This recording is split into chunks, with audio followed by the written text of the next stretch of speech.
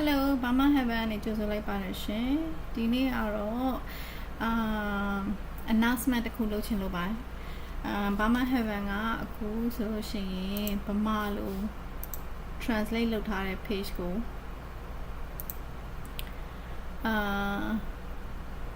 ဒီမှာတွေ့နိုင်မှာပါဒီဟာကျတော့ translate လုပ်တာတိတ်တော့မလွယ်ဘူးပေါ့နော်တက်နိုင်သမျှတော့စူးစမ်းပြီးတော့ translate လုပ်ထားပါတယ်ရှင်ဆိုတချို့အင်္ဂလိပ်စကားလုံးနဲ့ဗမာစကားလုံးနဲ့မတိုက်ညီတဲ့အခါကျတော့ translate လုပ်ရတာနည်းနည်းလေးအခက်အခဲတော့ရှိပါတယ်ဒါကတော့ဓာတ်ရိုက်ပေါ့နော်ဓာတ်ရိုက် translate လုပ်ထားတာ meaning ဘယ်လိုပြောမလဲ context ပေါ်မှာမူတည်တာပေါ့နော်ဘာလို့ဆိုလိုချင်တာလဲပေါ့ဒါမြန်မာဘဝဆိုတာ that is ဒါကတော့မှန်တယ်ပေါ့နော် Burmese life ပေါ့နော်ဒါအမေရိကမှာဘဝဆိုတာတော့ဒါတိတ်တော့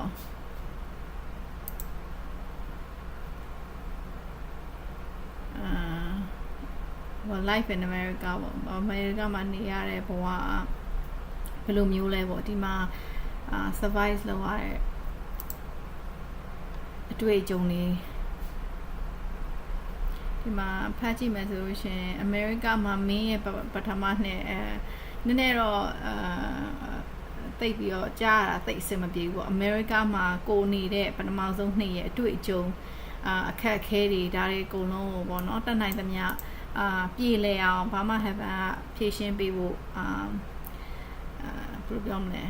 information တွေပေါ့နော်အကူအညီတွေအထောက်ပံ့တွေဘယ်လိုလုပ်ရမလဲဘယ်လိုဘာမေးခွန်းနေမေးရမလဲကျောင်းမှာတက်လို့ရှင်ကျောင်းကဆရာမတွေနဲ့ဘယ်လိုဆက်ဆံရမလဲဘာလို့ဆိုတော့ရန်ကုန်မှာကျတော့ပေါ့နော်ဆရာမတွေဆိုရှင်တယူတသေးပေါ့နော်သူတို့ပြောတာအကုန်လုံးကမှန်တယ်question မလုပ်ဘူးပေါ့နော်ရိုးသေးတာလေးစားတာနဲ့ဟိုဘယ်လိုပြောမလဲဟိုအကုန်လုံးတသေးမသိနားထောင်မလဲဆိုတာဒါနှစ်ခုစလုံးကဘယ်လိုပြောမလဲမမှန်ဘူးပေါ့နော်ရိုးသေးတာတက်ကွာဒါ you can question somebody respectfully right ဒီမှာကျတော့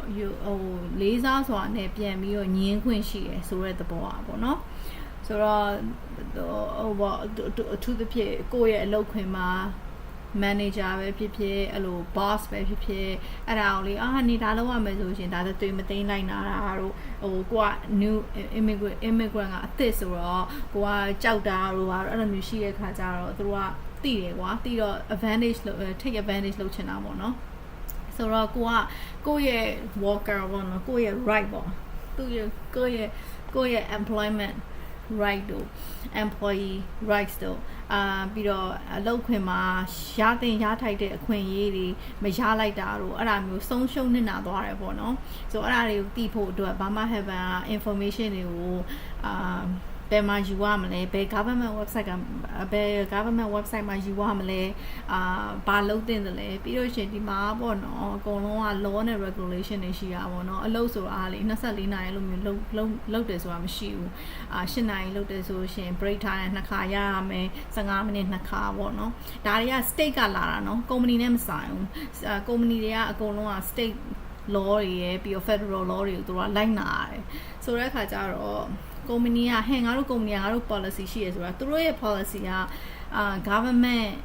law နဲ့ regulation ကိုလိုက်နာရမယ်သူတို့လုပ်ချင်တိုင်းသူတို့လုပ်လို့မရဘူးပေါ့နော်ဒါတွေကအရေးကြီးတယ်သိဖို့လိုအပ်တယ်ပေါ့နော်ဆိုတော့ကိုသိထားရဲဆိုလို့ရှိရင်ဘယ်သူမှကိုand then also မသိလို့ရှိရင်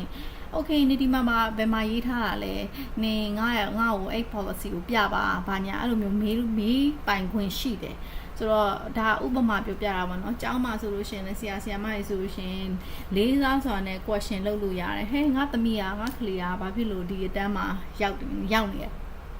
နေရတယ်ဥပမာပြောမယ်ဆိုရှင် तू ကရန်ကုန်မှာ10တန်းအောင်ခဲ့ပြီလေ10တန်းအောင်ခဲ့ပြီဆိုဘာဖြစ်လို့10တန်းထပ်တက်ခိုင်းတာလဲအဲ့လိုမျိုးပေါ့နော် question တွေမေးတင်တယ်မေးရမယ်အဲ့ဒါမျိုးတွေပေါ့နော်ဒါကတော့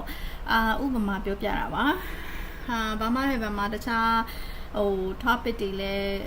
အများကြီးရှိပါတယ်အဲ့ဒါအများကြီးလည်းနောက်ထပ်လောင်းမယ်ပေါ့နော်ဆိုတော့အကယ်၍တခုခုကိုလိုချင်တာတခုခု information ဘာမှ Heaven မှာမရှိခဲ့ဘူးဆိုလို့ရှိရင်ဘာမှ Heaven ကိုဆက်တွဲနိုင်ပါတယ်ရှင်အားလုံးကိုကျေးဇူးပါ bye bye